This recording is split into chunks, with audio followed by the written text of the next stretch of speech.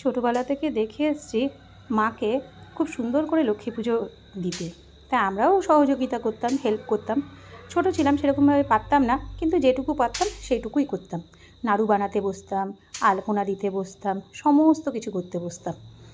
এখন যেহেতু নিজের সংসার হয়ে গেছে, নিজেকেই পুজো দিতে হয়, তাই লক্ষ্মী প্রতিমা বসানো থেকে আরম্ভ করে আমাদের লৌচনার হাঁড়ি, ফল, সমস্ত কিছু, দশকর্মা সব কিছু আর কি নিজে হাতেই সব কিছু করতে হয়। তাই যাই হোক, বাজারটা ভাই করে দিয়েছে। সবচেয়ে মনটা খারাপ লাগছে, আমার বড় ছেলেটি এখন বাড়িতে নেই।